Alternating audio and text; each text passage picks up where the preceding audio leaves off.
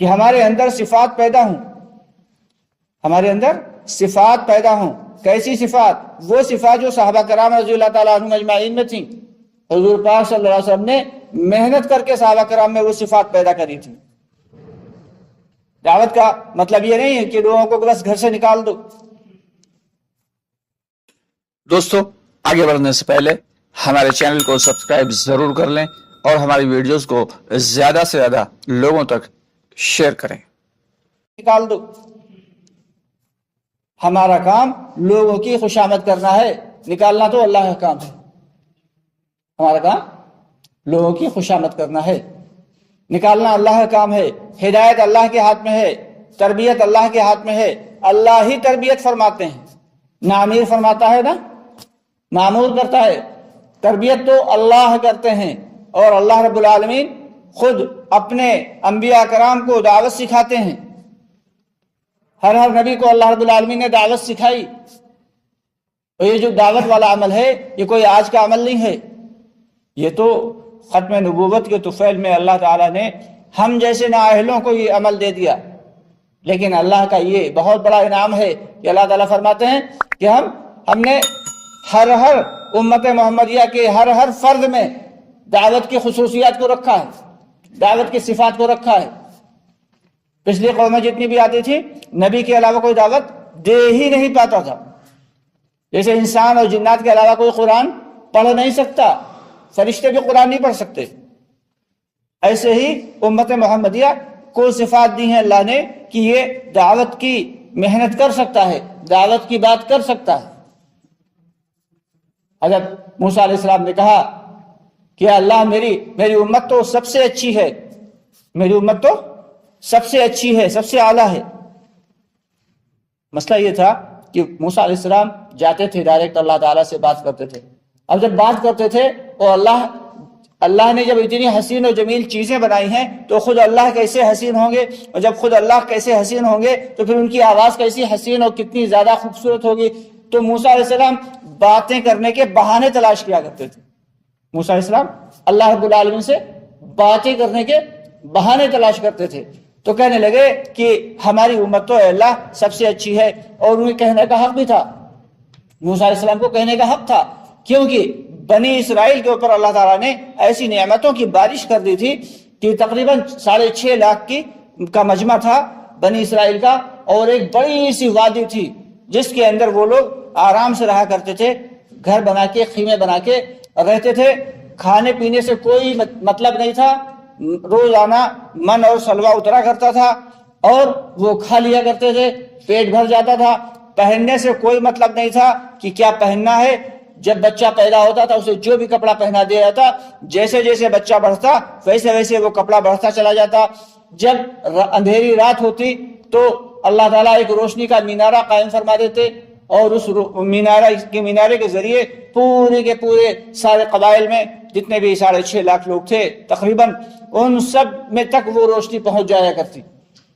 اور جب دھوپ کا ماحول ہوتا، تیز دھوپ کا موسم ہوتا، تو اللہ تعالیٰ مخصوص قسم کا آب طاری کر دیتے جس سے ان کو دھوپ سے بچت مل جاتی۔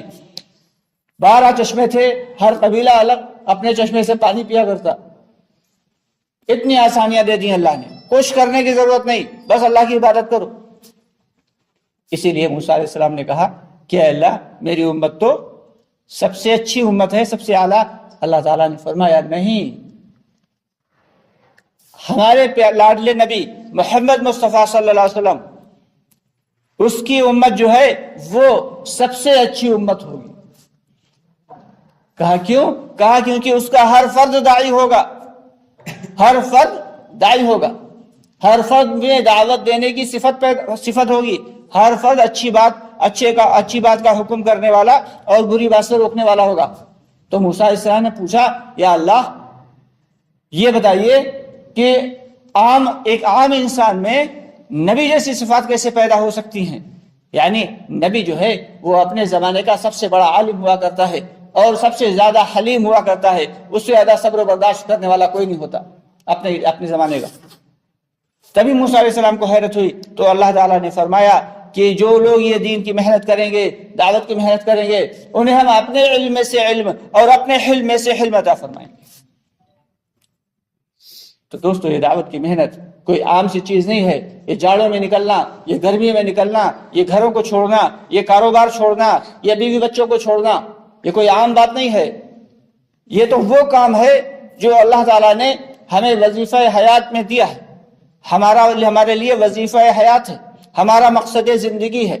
اپنی زندگی میں دین لانے کے لیے دوسروں کو دعوت دینا ہے تاکہ دوسروں کا بھی فائدہ ہو اور ہمارا اپنا بھی فائدہ ہو. ایک مسجد ہے، اس مسجد کے بیچ میں صرف ایک دیوار ہے اور اس طرف پلے گراؤنڈ ہے.